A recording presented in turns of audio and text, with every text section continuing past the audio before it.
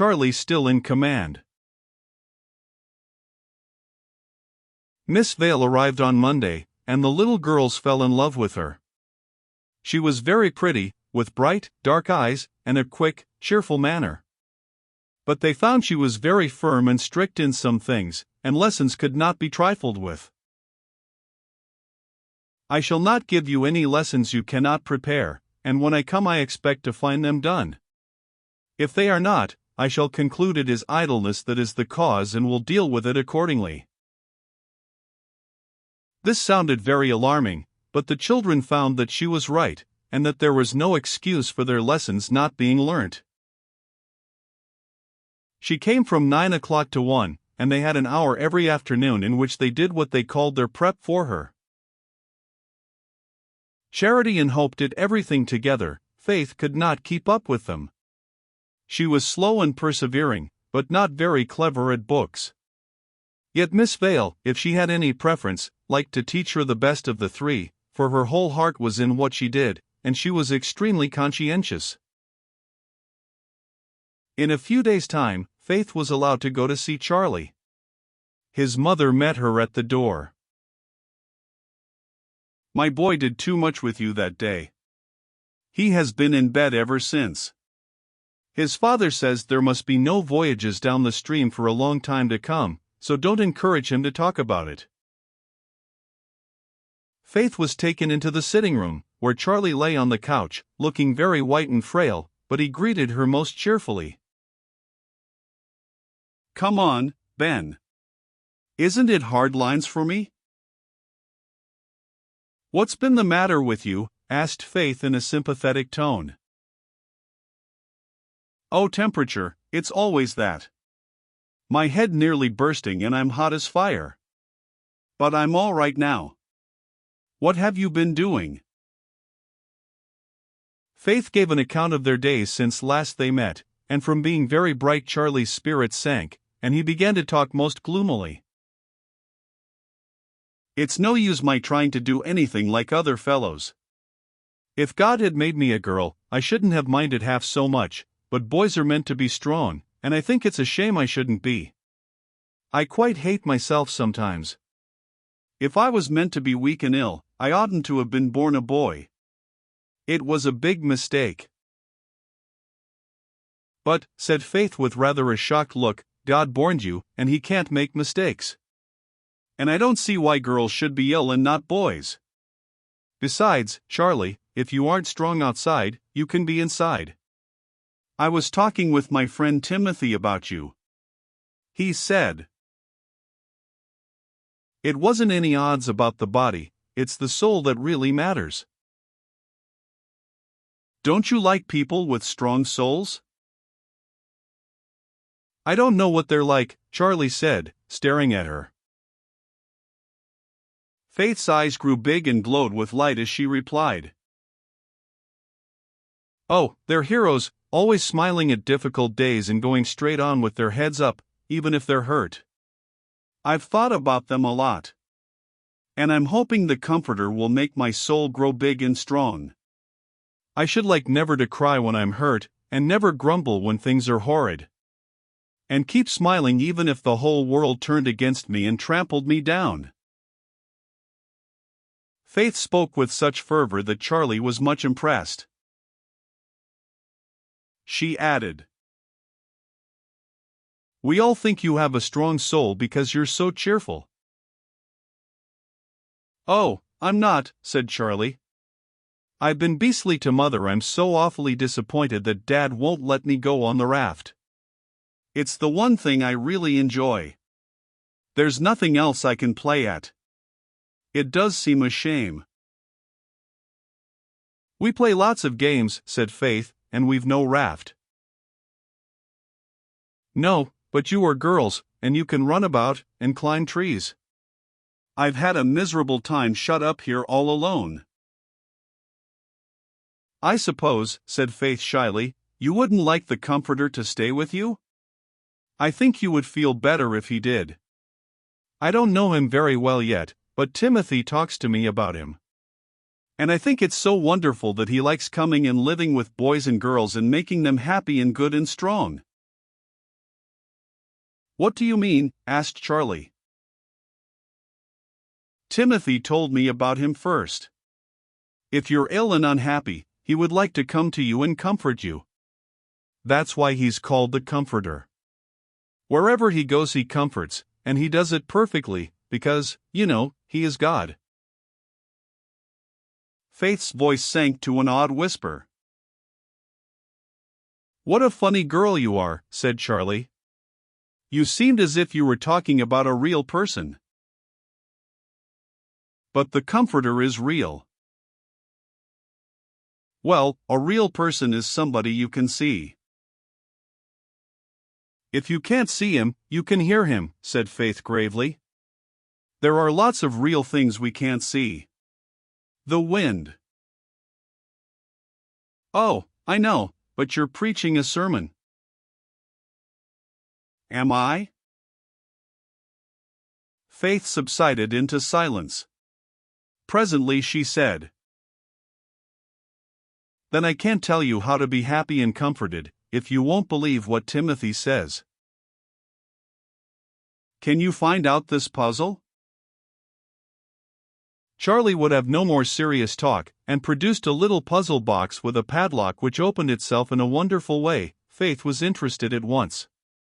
She paid him quite a long visit, and when the time came for her to go, Charlie produced 2 packets which he charged her to give to the wife and to Bolt. They're my wishes, he said.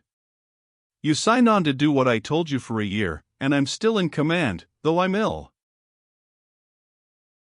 Sir, said Faith, saluting him in best style. Then she went home, and Charity and Hope opened their packets eagerly. There was a great deal of paper but not much writing. Charity's was as follows. Captain Charles sends greetings to his wife. He wishes her to find the pirate's haunt, and let me know his house and his rightful name. She must make the journey by land, but she must not fail to do it. For a lot hangs on the finding. And she must write the name in secrecy and seal her letter with a red seal and send it through the post. And if she does not keep it secret, death will o'ertake her. Signed, Captain Charles. Hope opened hers and found a strange map, drawn in red ink by Charlie. This was the letter accompanying it. Captain Charles to his humble and devout servant Bolt. I charge you to study this map, and to find on your walks the place that is called Boggy Glen. There is a wonderful herb therein, called wild peppermint, which same will relieve the captain of his mortal sickness, and is to be sent to me in a sealed letter by post with no delay. Signed, Captain Charles. What fun, cried Hope. You and me, Charity, will have to be busy. And he's given me nothing to do, said Faith, feeling aggrieved, nothing at all. You're his messenger, said Charity, you must take back answers to these notes. A king's messenger is most important, and so is a captain's messenger. Faith's face brightened. She took back 2 notes the next day to the doctor's house, but did not see Charlie. These were the notes. My dear husband, I'm sorry you're sick, but I'll find the pirate in a jiffy. I wish you had told me to hang him or something difficult like that, but after all I don't want him hanged, because he was very kind. I mustn't let him know, of course. I'll creep about like a spy and follow his tracks. I think I've already found out his name. But I'll write it hidden in a sentence and you'll have to find it out. Goodbye and good luck. Your superior wife. My dear Captain,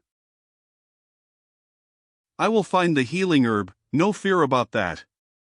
And I'll make a potion of it to be swallowed at midnight in the dark. And you will rise up early a hale and hearty man. So 3 cheers for our captain and his crew. Yours is signed, Bolt.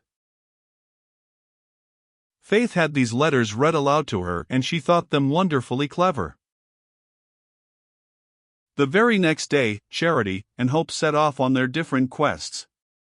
Faith wandered out alone. She called at Timothy's cottage, but he was out, and then she rambled on through some fields, and made her way along a strange lane, which had banks of primroses on each side. Presently she saw a hole through the hedge. She crept through, and then she started, for two men were talking together. They were standing by a rick of hay, and she heard one man say with passion in his tone, "I tell you, Fielding, I'm so dead sick of rotting here like a vegetable, when I might be up and doing with the rest of the working world, that at times I feel inclined to make a bolt for it." "It's hard lines," murmured the other man, and then the two separated. One went on across the field, the other turned and faced Faith, and she saw it was the pirate. Just for a moment he looked as if he were going to pass her without speaking, and his brows were knitted so fiercely, and his face so gloomy, that Faith was frightened. He stood still, as he saw her shrinking into the hedge, and then his brow cleared. "Why, it's one of the treasure seekers, isn't it?" he said in his pleasant voice. Then Faith held out her small hand. "I'm so glad you will speak to me," she said. "I should have been so disappointed if you hadn't." "Would you? And what are you doing alone here?" "Just walking about and trying to amuse myself," answered Faith. "Charity and Hope have gone off to do errands for Charlie, but I've none to do." For a moment she was tempted to tell him that Charity was looking for him, then she remembered that Charlie said it was to be kept a secret, so she shut her lips determinedly. "Well, I'm an idle person too. We'll take a walk together. I want to go to Dapperton Bridge to see if there's a chance of any salmon there. Will you come with me?" "Is it very far?" "I should love to." "No, it is only half a mile further on." He took hold of her hand, and chatted about different things till they came to the bridge. Then he leant his arms on it, and as he gazed at the river flowing beneath, his face became gloomy again, and absorbed. Faith stood by his side and watched him, then she put her little hand softly on his arm. "Are you very unhappy?" she asked. He started, but did not look at her. His eyes were on the rushing water. "I am not exactly happy, child," he said, slowly. "My life is distasteful. I'm a discontented grumbler, that's what I am." "How did you find it out?" "I heard you speak to that other man," said Faith, truthfully. "You said you were sick of it or something like it." "So I did. Little pitchers have long ears, they say, but it's true." They were silent for a moment or two. "Do you know a friend of mine called Timothy Bendel?" asked Faith suddenly. "I'm afraid I haven't that pleasure. He's an old man, a shepherd who has a cottage all his own, and he lets me come in and talk to him. He's told me how all the unhappy people in the world can get happy, every one of them." The young man gave a short laugh. "And what is the wonderful recipe? How is it done?" Faith looked up at him with shining eyes. "They get to know the Comforter, and fancy. I didn't know he was in the world. Nobody ever talks about him. Timothy says he loves unhappy people. It's what he keeps in the world for, instead of living in heaven, just to comfort them and make them happy. I suppose you know him, don't you?" "What an old-fashioned mite you are. I didn't know children thought about such things. They're never unhappy." "Oh, we are," said Faith eagerly. "Charlie is miserable because he's ill, and can't go any more on his raft, and we cry often and often. I haven't cried so much lately, because I've asked the Comforter to come and live with me.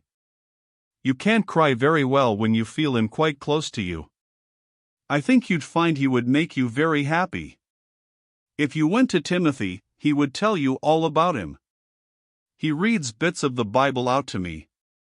The Comforter is really God, you know. He came into the world when Jesus went out of it. Jesus sent him, so that nobody should feel sad. Go on, said the young man with a smile, tell me more. You're quite a little preacher. And then Faith got scarlet in her cheeks and stopped speaking. Charlie said I preached a sermon, she murmured. I don't mean to do it, but it's so new to me, I like talking about it to people. Charity and Hope laugh at me, but they're hardly ever unhappy for long. I won't say any more. Have you seen any fish yet? I like listening to you. Go on talking about this Comforter. But Faith would say no more. He did not press her, and presently the sight of a big fish rising with a splash seized her attention. Then the pirate began telling Faith about some wonderful salmon he had caught. He told her his name, which was the same as the children had heard, Fred Cardwell. He also told her about his poor sick father. Now, if he could believe in this Comforter you talk about, it would be a good thing for himself and everyone else. Do you think you could come up one day and talk to him about it? Timothy would, said Faith doubtfully. I should be afraid to. But you aren't afraid of me, and my father is only a poor old sick man who hates his life, and makes everyone who comes near him as miserable as he is. Couldn't you tell him better than me, said Faith, shyly. I'm sure I couldn't. Will you come to tea one day, you and your sisters, and play in an untidy old garden? Would you like to? Oh, we should love it. We adore going out to tea, and everybody is so kind here. And we love seeing new gardens. Nobody had gardens in London. All right. One day I'll drive over for the three of you. Would the captain like to come too? He's ill now. Oh, how kind you are. Faith danced softly up and down on her toes. Then her friend walked back to the village with her and she ran home and told Granny all about her meeting. Granny was amused. You children seem making friends with everybody, she said. But don't set your heart upon people's promises. They often go their way and forget. A grown-up man does not often care to entertain children. When Charity and Hope came home, they had as much to tell Faith as she had to tell them. Hope had found the wild peppermint in the right place.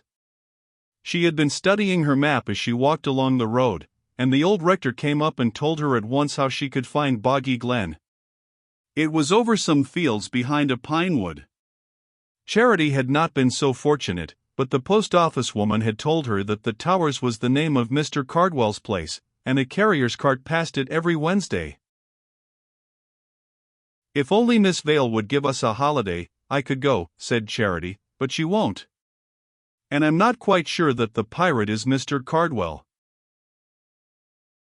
But I'm sure, cried Faith delightedly, because I've been talking to him, and we're all going to his house to tea very soon.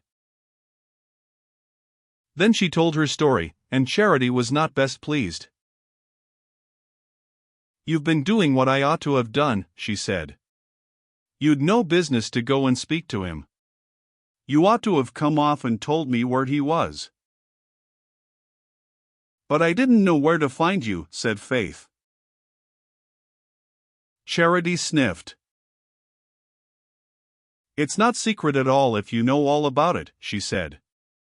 You've spoiled the whole thing. She walked out of the room as she spoke, and banged the door behind her.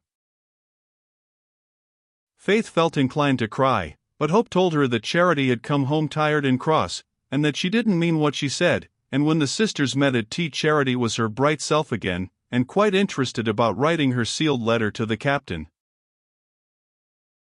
I shall tell him I have gained the information from a trustworthy person, but I shan't tell him it's you," she said. Faith brightened up. "And you did hear about him first, didn't you?" she cried. Charity nodded. "It will be fun if we go to tea with him properly.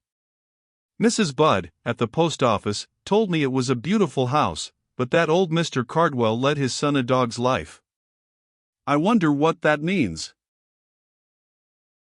No one could enlighten her.